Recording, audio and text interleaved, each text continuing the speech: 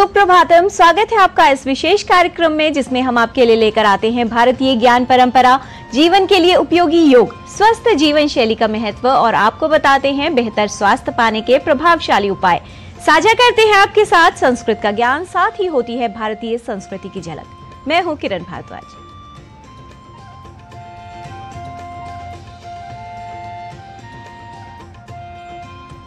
समय पल पल निरंतर चलता है, अच्छा हो या बुरा, समय अवश्य बदलता है। अगर निवेश करना है तो समय में निवेश कीजिए, क्योंकि इसी से आपका जीवन बदलता है। समय का सदुपयोग कर अपने जीवन की दिशा को बदला जा सकता है, इसीलिए समय की पहचान और सम्मान आवश्यक है। पंचांग युगाब्द 5125, विक्रमी संवत 2080, शक संवत 1945, उत्तरायण, फाल्गुन मास, कृष्ण पक्ष, नवमी तिथि, सोमवार, ज्येष्ठा नक्षत्र। आज का दिन सभी के लिए मंगलमय हो। सकारात्मक सोच का अर्थ जीवन में सर्वोच्च प्राप्त करने की इच्छा रखना ही नहीं है, अपितु हमारे बेहतरी के लिए, जीवन को बेहतर बनाने के लिए, कुछ अच्छा होने के लिए जीवन में जो सकारात्मक बदलाव हो रहे हैं उन्हें स्वीकार करना भी है। सकारात्मक सोच जीवन को संतुलित बनाती है, सही दिशा देती है। इसलिए अपनी सोच को बदलना और उसे सकारात्मक रूप में परिवर्तित करना बेहद महत्वपूर्ण है।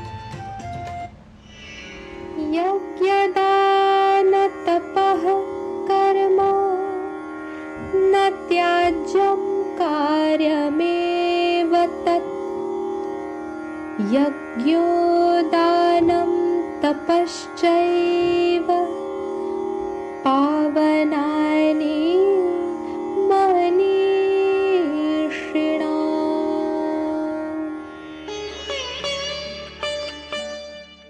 यज्ञ, दान और तपस्या के कार्य त्यागने योग्य नहीं होते, ये अवश्यमेव किए जाने चाहिए। वस्तुतः यज्ञ, दान और तपस्या ज्ञानियों के लिए शोधक स्वरूप कहे गए हैं।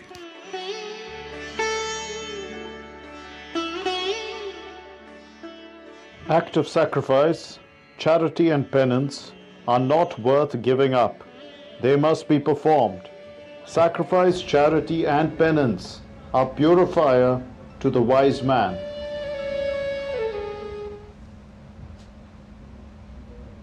धनुर्विद्या भारत का प्राचीन शास्त्र है जिसका गौरवशाली इतिहास रहा है। धनुर्वेद वो शास्त्र है जिसमें धनुष चलाने की विद्या का निरूपण हो। इस विद्या का महत्व प्राचीन काल में काफी देखा गया और लगभग सभी सभ्य देशों में इसका प्रचार प्रसार भी किया गया। आइए देख लेते हैं धनुर्वेद पर आधारित हमारे सहयोगी नीतीश भारद्वाज की ये विशेष रिपोर्ट।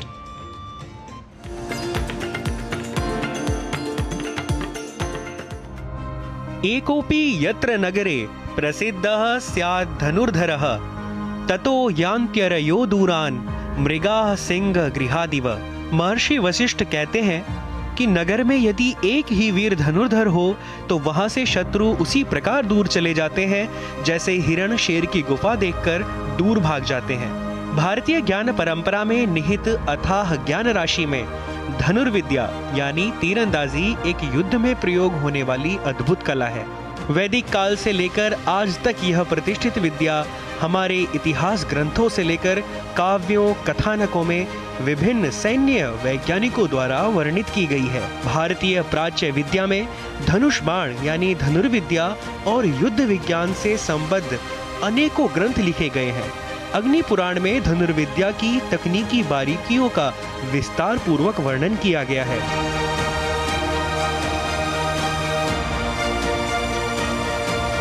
वशिष्ठ विरचित धनुर्वेद संहिता में लिखा गया है, दुष्ट दस्यु चोरादिभ्यः साधु संरक्षणम धर्मतः प्रजापालनम धनुर्वेदस्य प्रयोजनम। अर्थात दुष्ट, लुटेरे, चोर आदि से धर्म पूर्वक साधुओं, सज्जनों की रक्षा करना और प्रजा का पालन करना धनुर्वेद का उद्देश्य है। धनुर्वेद भारतीय सैन्य विज्ञान का दूसरा नाम है। शास्त्रों के अनुसार 4 वेद है और इसी तरह 4 उपवेद भी हैं, जो यजुर्वेद का उपवेद है, जिसमें धनुष चलाने की विद्या का निरूपण है। वैशंपायन द्वारा रचित नीति प्रकाश या नीति प्रकाशिका नामक ग्रंथ में धनुर्वेद के बारे में विस्तृत वर्णन किया गया है। धनुर्विद्या के अतिरिक्त इसमें राजधर्मोपदेश, खड्गोत्पत्ति, मुक्तायुध निरूपण, सेनानयन, सैन्य प्रयोग एवं राज व्यापार पर 8 अध्याय दिए गए हैं और यह शिक्षा वैशंपायन ने तक्षशिला में जन्मेजय को दी थी। भारतीय सैन्य विज्ञान का नाम धनुर्वेद होना सिद्ध करता है, क्योंकि वैदिक काल में भारत में धनुर्विद्या प्रतिष्ठित थी। संहिताओं और ब्राह्मणों में वज्र के साथ ही धनुष बाण का भी उल्लेख मिलता है। धनुर्विद्या के बारे में जो भी वर्णन हमें विभिन्न ग्रंथों और धनुर्वेद से मिलता है, वह प्रमाणित करता है कि यह एक पूर्ण विज्ञान है। इसमें विभिन्न प्रकार के धनुष से छोड़े जाने वाले अलग अलग बाणों के प्रभाव का भी वर्णन है। उसके अनुसार बाण साधारण से लेकर महाविनाशकारी हो सकते हैं। भारत के पुराण कालीन इतिहास में धनुर्विद्या के प्रतापी योद्धाओं में श्री राम व योद्धा अर्जुन का नाम प्रसिद्ध है। भारतीय योद्धाओं ने बहुत ही परिश्रम और अध्यवसाय पूर्वक धनुर्विद्या का विकास किया था। यहाँ तक कि वे घोड़े पर सवार होकर बाण चलाने में सिद्धहस्त थे। वैशंपायन विरचित नीति प्रकाशिका में धनुष की 14 चालों का वर्णन किया गया है। लक्ष्य प्रतिसंधान, आकर्षण, विकर्षण, पर्याकर्षण, अनुकर्षण, मंडलीकरण, पूरण, स्थारण, धूनन, ब्राह्मण, आसन्नपात, दूरपात, पृष्ठपात और मध्यमपात। महर्षि वशिष्ठ विरचित धनुर्वेद संहिता में 7 प्रकार के युद्धों का उल्लेख है। धनुष चक्रम च कुंतम च खड्गम च क्षुरिका गदा सप्तमम बाहु युद्धम स्याद एव युद्धानि सप्तधा। अर्थात धनुष, चक्र, कुंतक अर्थात भाला, खड्ग यानी तलवार, छुरी, गदा और बाहुयुद्ध अर्थात हाथों से किया गया युद्ध। महर्षि वशिष्ठ चाप अर्थात प्रत्यंचा के माप, वर्जित धनुष के लक्षण, शर अर्थात तीरों के प्रकार व लक्षण, लक्ष्य भेद विधि इत्यादि का विशद रूप से वर्णन करते हैं। भारतीय युद्ध कला हो या भारतीय प्राच्य विद्या, विश्व के लिए यह सर्वविध ज्ञानकोश एक धरोहर के रूप में प्रतिष्ठित है। Nitish Bharadwaj, DD news.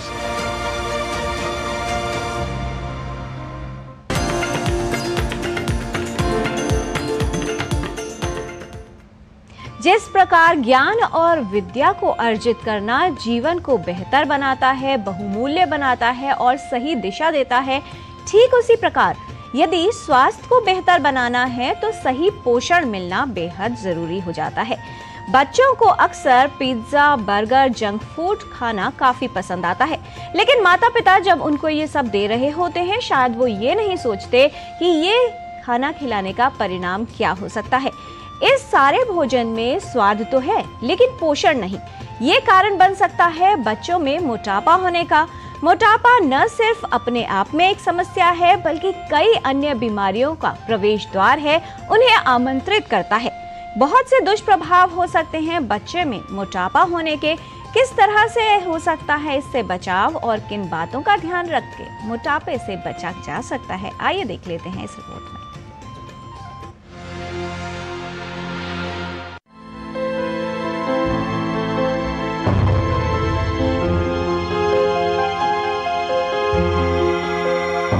मोटापा एक गंभीर समस्या है और स्वास्थ्य के लिए बड़ा खतरा भी। मोटापा एक ऐसी स्थिति है जिसमें शरीर में अधिक वसा एकत्रित होने लगती है, जिसका स्वास्थ्य पर नकारात्मक प्रभाव पड़ता है। मोटापा एक दुष्चक्र का काम करता है जिससे निकलना मुश्किल है। बच्चों में मोटापा एक बड़ी समस्या है जिसके लिए कई कारण जिम्मेदार हैं। खान पान में गड़बड़ी या जंक फूड व अधिक वसा और तैलीय भोजन का अधिक मात्रा में सेवन, साथ ही शारीरिक श्रम न करना, ऐसे कई कारक हैं जिनकी वजह से वजन बढ़ सकता है। कुछ मामलों में बीमारियां भी इसका कारण हो सकती हैं। आजकल करीब 20% बच्चे मोटापा रोग से ग्रस्त पाए जाते हैं। मोटापे के बहुत सारे कारण होते हैं, उनमें से कुछ ऐसे हैं जिन पर हमारा कोई बस नहीं चलता, जैसे कि आनुवंशिक रोग जिनको हम जेनेटिक डिजीज बोलते हैं, हार्मोनल प्रॉब्लम्स जैसे कि थायराइड की समस्या, या कुछ ऐसी दवाइयाँ जो कुछ बच्चों को सेवन करनी पड़ती हैं जैसे कि मिर्गी की दवाइयाँ या मानसिक रोग की दवाइयाँ।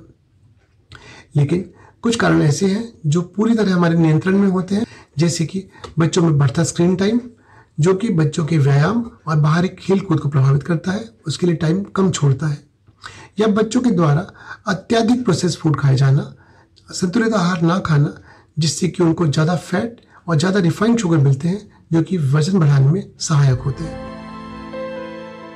आजकल न सिर्फ वयस्क बल्कि बच्चे और किशोर भी मोटापे से प्रभावित हो रहे हैं। बचपन से मोटा होना चिंता का विषय है क्योंकि मोटे बच्चे अधिकतर मोटे वयस्कों के रूप में विकसित होते हैं।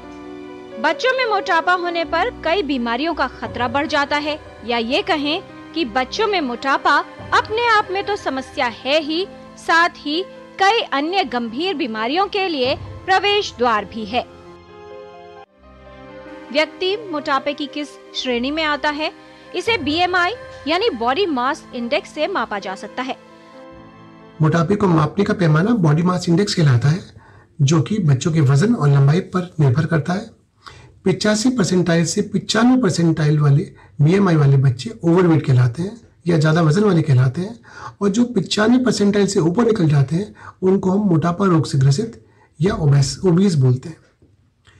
मोटापे के कुछ लक्षण शरीर का स्थूलकाय दिखना, चलने में सांस फूलना, जोड़ों में दर्द या सांस पे दिक्कत हो सकती है। यदि मोटापा रोग आ गया है तो इससे ठीक किया जा सकता है यदि हम अपनी दिनचर्या को चेंज कर लें, नियमित व्यायाम करें, नियमित स्वास्थ्य जांच कराएं, यदि कोई हार्मोनल समस्या है तो उसका इलाज कराएं और अपना भोजन संतुलित रखें।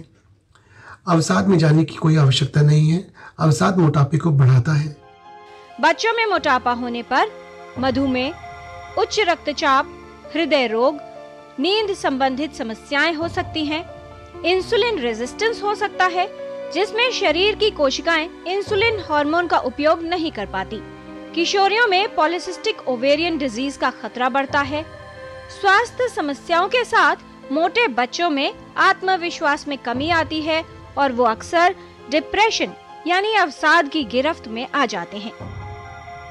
मोटापे से बचा जा सकता है यदि हम अपनी दिनचर्या में परिवर्तन लाएं, बच्चों को संतुलित आहार के बारे में जानकारी दें, उनका स्क्रीन टाइम कम रखें, बच्चे को खेलकूद और व्यायाम में भाग लेने के लिए प्रेरित करें। यदि कोई समस्या है तो उसका डटकर सामना करना है और हमें एक समाज के रूप में प्रयत्न करना है कि मोटापे रोग से अपने बच्चों को मुक्त कराएं। मोटापे से जुड़ी स्वास्थ्य समस्याओं में मामूली वजन घटाने से सुधार हो सकता है। यदि आपके बच्चे का वजन तेजी से बढ़ रहा है तो उसे कम करने के उपाय करें। यदि बच्चे का वजन अधिक है या वो जरूरत से ज्यादा मोटा है तो सावधान हो जाइए, क्योंकि ये मोटापा आपके बच्चे के स्वास्थ्य के लिए खतरा बन सकता है। शुरुआत से ही बच्चों के रहन सहन और खान पान की आदतों पर ध्यान दें, जिससे बच्चे में मोटापा ना हो और वो स्वस्थ रहे। किरण Bhardwaj, DD news.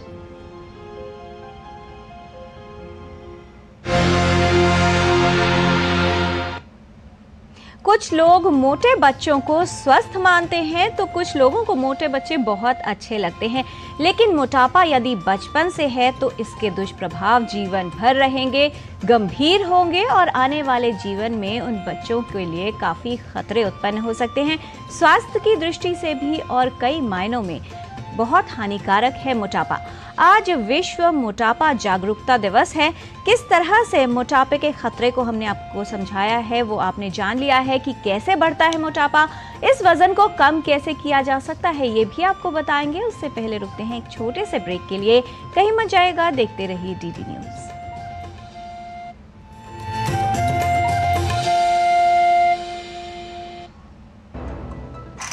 Startup solid था, प्लान था कड़क, करना था समथिंग ग्रेट, पर शुरू से प्रॉब्लम्स ने घेरा यूं कि बिजनेस हुआ अपना लम्बेट।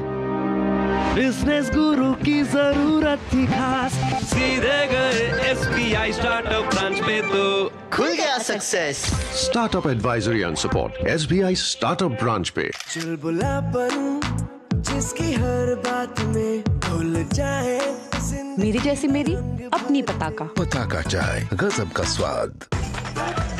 मैं क्या जी, सब जानते हैं, जहां दिखे मारियो, अपना समझ के खा लियो।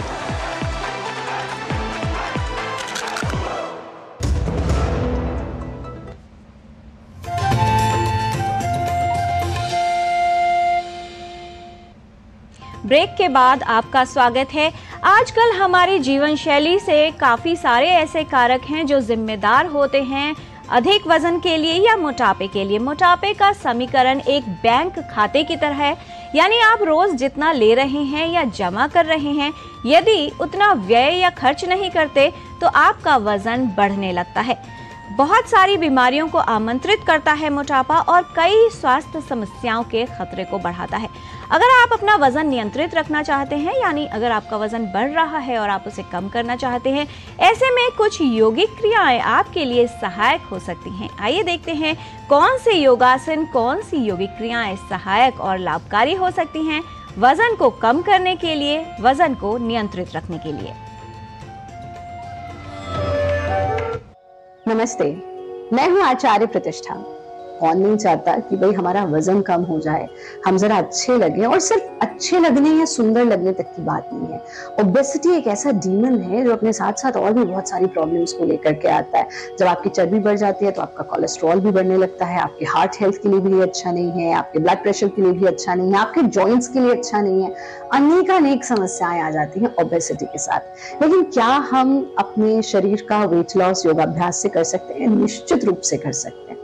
आज एक जनरल वेट लॉस की 2 प्रैक्टिसेस लेते हैं जो आपके वजन को घटाने में, ओवरऑल बॉडी के वजन को घटाने में काम करेगी। लेकिन वो जानने से पहले कुछ छोटे से टिप्स जरूर समझते जाइए। पहली चीज, अगर आप सचमुच ऑर्गेनिकली वजन घटाना चाहते हैं, शाम को 7 बजे के बाद कुछ मत खाइए, यानी 7 बजे तक डिनर कर लीजिए। दूसरा काम जो आपको करना है वो ये कि एक सूत्र आता है कि हमको अपनी भूख से आधा भोजन करना है, यानी हमारा जो टमी है वो 1/4 पानी से भरना चाहिए, 1/4 जगह हमें हवा के लिए छोड़नी चाहिए और आधा पेट हमें भोजन करना चाहिए। पहला अभ्यास है विरेचन गति, जिसमें हम अपने आसन पर सीधे खड़े हो जाते हैं और हर व्यक्ति इसका अभ्यास कर सकते हैं। निरापद प्रैक्टिस है। एड़ी पंजे मिला लेंगे, हाथों को 90 डिग्री के एंगल पर ले आएंगे। सांस भरते हुए हाथ उठाना, सांस छोड़ते हुए वापस लाना। जब प्रेशर के साथ फोर्सफुल एक्सलेशन करेंगे, शरीर में गर्माहट आएगी, आपका फैट बर्न होगा और मनोवाह नाड़ियों पर पड़ने वाले प्रेशर से मन भी नियंत्रण में आएगा। कैसे करना है इसे देख लीजिए।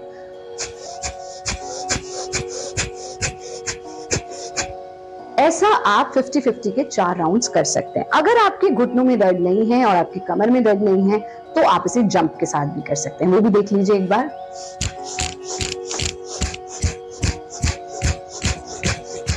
और फिर जब 50 बार हो जाए, पैरों को खोल लीजिए, 3 बार डीप ब्रीदिंग करना, फिर अगला राउंड शुरू कर दीजिए। ये आसान सा काम आप प्रतिदिन कर सकते हैं। दूसरी चीज है हृदय गति, जिसको हम सरल भाषा में इंजन दौड़ भी कहते हैं। ऐसा लगता है जैसे इंजन चल रहा हो। तो उसके लिए हमने बायां हाथ मुट्ठी बना ली, बायां हाथ सीधा, बायां पैर सीधा, दायां हाथ फोल्ड और दायां ही पैर फोल्ड। सांस भरते हुए हमें पोजीशन चेंज करनी है, यानी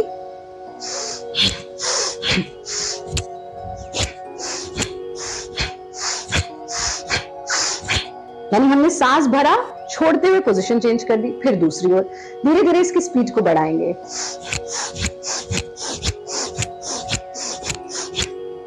ऐसा भी आप 50-50 के 2 राउंड से शुरू करिए, 4 तक ले जाइए, फिर शरीर को ढीला छोड़कर लंबा गहरा सांस लेना। ये 2 प्रैक्टिसेस अगर आप प्रतिदिन करते हैं, आपके पास समय नहीं है, आप कम समय में भी इसका अभ्यास कर सकते हैं। फैट को गुड बाय कह सकते हैं, स्वस्थ रह सकते हैं। खुश रहें, आनंदित रहें, हंसते रहें, मुस्कुराते रहें। हरिओम, जय हिंद। संस्कृत भाषा बेहद महत्वपूर्ण है, हमारी संस्कृति की पहचान कराती है। संस्कृत पाठशाला में आज बात करेंगे कुछ अक्षरों और शब्दों के शुद्ध उच्चारण की, जिनके प्रादेशिक प्रभाव में आकर या फिर अन्य भाषाओं के प्रभाव की वजह से जिनके उच्चारण में हम त्रुटियां कर देते हैं, और जो मौलिक स्वरूप है संस्कृत का, साथ ही उसकी प्राकृत स्वरूप है, उससे भटक कर उच्चारण अशुद्ध हो जाता है। आइए चलते हैं हमारे सहयोगी नारायण दत्त मिश्र के साथ संस्कृत पाठशाला में और लेते हैं संस्कृत का ज्ञान।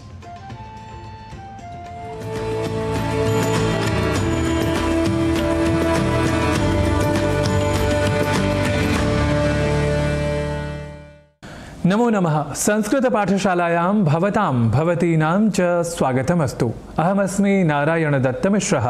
शब्दों के शुद्ध उच्चारण को लेकर चल रही हमारी संस्कृत पाठशाला के क्रम में हमने इस बारे में बात की ही थी कि कैसे कभी कभी हम अतिरिक्त रूप से किसी अक्षर को जोड़ लिया करते हैं और शब्द का गलत उच्चारण या गलत लेखन कर जाया करते हैं। जैसे अहमअस्मि को अहमअस्मि कहने का अर्थ यह कि अहम के अ को ए के रूप में उच्चारित कर जाना अशुद्ध है। यह हम और आप जान ही चुके हैं। ऐसे ही अन्य कई उदाहरण हैं जिनके बारे में आप स्वयं ही सोच व समझ सकते हैं। वैसे आज हम बात एक ऐसे ही अक्षर के अशुद्ध उच्चारण के बारे में करने जा रहे हैं और वह अक्षर है ए को हम में से कई लोग बहुधा यानी बहुत बार ऐसा भी बोल जाते हैं। आपने जरूर सुना होगा कि कुछ लोग अनजाने में या कुछ बार तो लोग प्रादेशिकता के प्रभाव में ऐसा ही बचपन से सुनते पढ़ते आते रहे होते हैं कि उन्हें लगता है कि ए तो ए के रूप में ही बोला जाता है, इसलिए तो कुछ लोग पेन को पैन ऐसा बोला करते हैं। हालांकि इस उदाहरण को तो मैंने अन्य भाषा से ले लिया है, फिर भी आपको इससे बेहद शीघ्रता से यह आभास हो सकेगा कि हम कैसे इन्हीं प्रयोगों के अभ्यस्त होकर संस्कृत अक्षरों या शब्दों के उच्चारण में भी वही गलती कर जाते हैं। और हाँ, हमें इस तरह की गलती नहीं करनी है क्योंकि हम करते हैं प्रतिदिन भाषा का अभ्यास अपनी संस्कृत पाठशाला में। इसलिए आइए अधिक साकांक्ष होकर जागरूक होकर आज हम जान लेते हैं कुछ उदाहरणों को जहां ए का होता है उपयोग पर हमें वहां नहीं करना है ए का प्रयोग। एक बेहद प्रसिद्ध शब्द है एवं, जिसे हम में से कई कह जाते हैं एवं। आप इसे यूं समझें, यदि 11 के लिए संस्कृत शब्द एकादश यह है और इसका उच्चारण करना है तो आप उसे एकादश बोल जाएं तो अवश्य ही सुनने वाले को जो उच्चारण के प्रति या कहें कि शुद्ध उच्चारण के प्रति आपसे अधिक गंभीर हो तो उसे ठीक नहीं लगेगा और एक अच्छे परामर्शक के नाते वह जरूर कहेगा कि एकादश नहीं बल्कि एकादश यह शुद्ध उच्चारण होता है। और आप ऐसी स्थिति में खुद को पाएं ही नहीं, यानी आप स्वयं ही शब्दों के शुद्ध प्रयोग करें। आखिर हम संस्कृत पाठशाला के माध्यम से यही तो चाहते हैं। तो आप आगे बढ़ते हैं और देख लेते हैं एक और उदाहरण को। शब्द है एवमेव, अर्थात एवं एव। हिंदी में इसका अर्थ है ऐसा ही, यानी जब हमें कहना हो ऐसा ही है तो संस्कृत में हम कहेंगे एवमेव अस्ति या एवमेव अस्ति। ध्यान रखें कि हमें एवं एव या एवमेव नहीं कहना।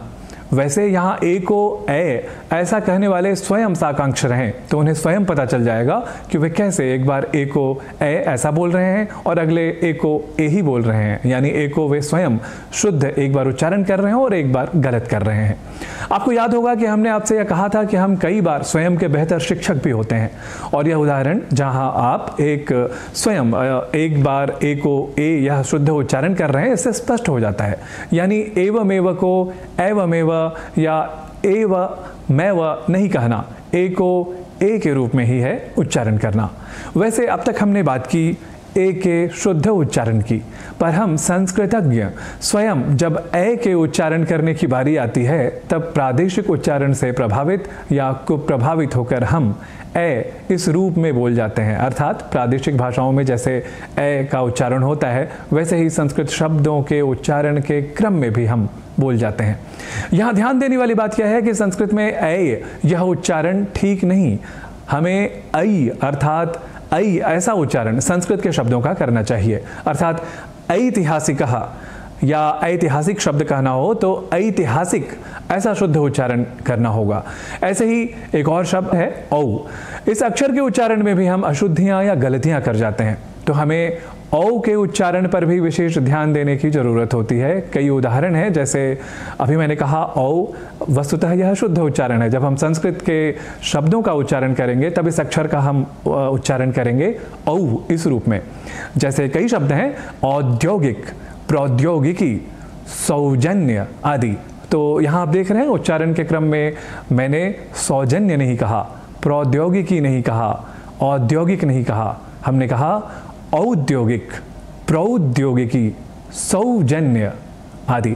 तो इसे हम संस्कृत में कहेंगे तो सौजन्यम, औद्योगिकः, प्रौद्योगिकी ऐसा कहेंगे। तो यहाँ हिंदी या अन्य प्रादेशिक भाषाओं के उच्चारण की हमारी जो चिर परिचित प्रवृत्ति है वह संस्कृत भाषागत उच्चारण पर हमारे द्वारा थोप दी जाती है। हमें इसका अधिक ध्यान रखना है कि ऐसी प्रवृत्ति हम न अपनाएं। अर्थात यहाँ भी औ को ओ या ओ न कहकर औ ऐसे ही कहना है, क्योंकि वेदों से लेकर लौकिक संस्कृत में ऐ और औ इन दो अक्षरों के उच्चारण की यही रीति रही है, जो निस्संदेह अधिक वैज्ञानिक और तार्किक स्वरूप और कारणों को अपने में समेटे हुए है। तो हम और आप ऐसे ही देते रहें शब्दों के उच्चारण व लेखन पर अधिक से अधिक ध्यान, ताकि हम सभी रह सकें भाषिक प्रयोगों में अव्वल अर्थात शीर्ष पर। तो अभी के लिए इतना ही। हम फिर आएंगे संस्कृत पाठशाला के एक और अंक के साथ। तब तक के लिए मुझे दीजिए आज्ञा। नमो नमः।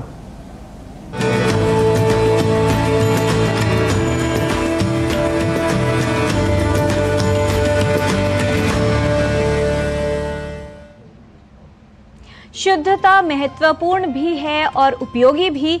भाषा में उच्चारण की शुद्धता, मन और विचारों की शुद्धता, स्वास्थ्य के लिए शारीरिक शुद्धता होना आवश्यक है और ये एक दिन में किया जाने वाला कार्य नहीं है, निरंतर अभ्यास करना पड़ता है। कहा जाता है भीड़ का हिस्सा वही बनते हैं, भीड़ के साथ वही चलते हैं जिन्हें बस कुछ दूर तक ही जाना है।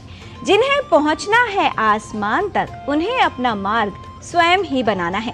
तो अपने जीवन के निर्णय स्वयं लीजिए, संकल्प स्वयं लीजिए और आपको कहाँ जाना है उसके अनुसार ही अपना जीवन का मार्ग तय कीजिए।